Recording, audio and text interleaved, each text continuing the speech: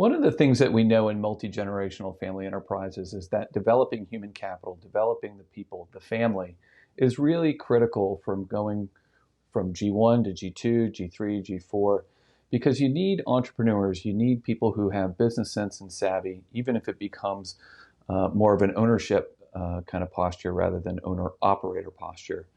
And to do that, a learning family needs to be created. Our friends at FBCG, Aileen Miziolek, has really studied this and thought heavily about how to develop a family learning culture. So, Aileen, what is it, first of all?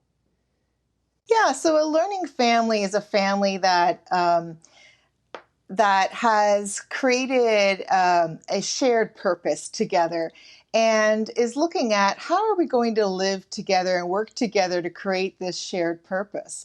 They learn about how to see themselves. They learn to see themselves as a system of interdependent parts. They're individuals with their own values, their own needs, and yet they need to learn to work together to achieve that shared purpose. I would imagine that curiosity, inquisitiveness, as well as general demeanor for discussion and debate is something that's prized among a learning family. Yeah, for sure. They engage in that. They share the responsibility of creating a safe container and a learning culture together where they can explore different things in a really safe and non-threatening way. And, when something happens, instead of blaming each other, hey, we're the learning family. That's how they express it. And they give themselves that space and that opportunity to really unfold what's between them and put the issues or the challenges or obstacles right in front and stand shoulder to shoulder, look at that and explore how can we fix this? How can we live that shared purpose together and eliminate some of these obstacles that are getting in our way? I would imagine that there's differences of opinion and tensions arise. How does a family navigate those differences of opinion if they truly are a learning family? They really look at them as signals that something's trying to emerge there that they're not quite sure of. And that's really what a conflict is. It's something new emerging that people don't know how to process together yet.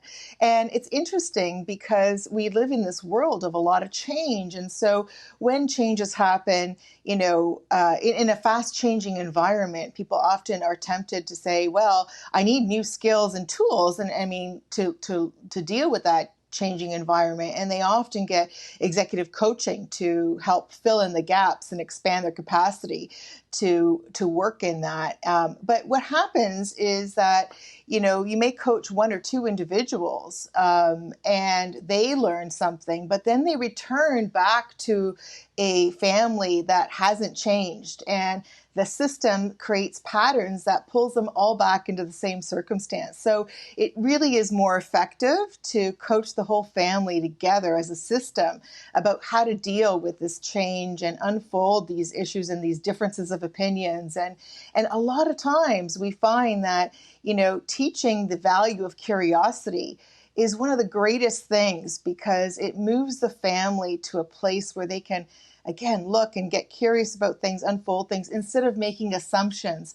A lot of conflict can be avoided if we can just learn to be curious with one another instead of assuming that we know. Well, as you've described this learning family, you've talked about principles and values that may guide the type of curiosity, the discussion, the debate. But what about some of the resources? How do families budget, think in terms and think about time allocation, resources, time together to develop this learning family?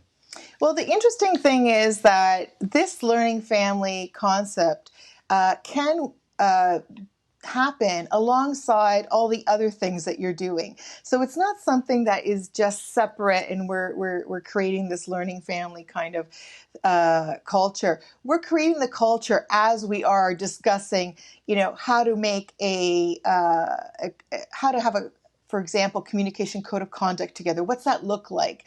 And as we start looking at that, we create these it's an opportunity to learn and align.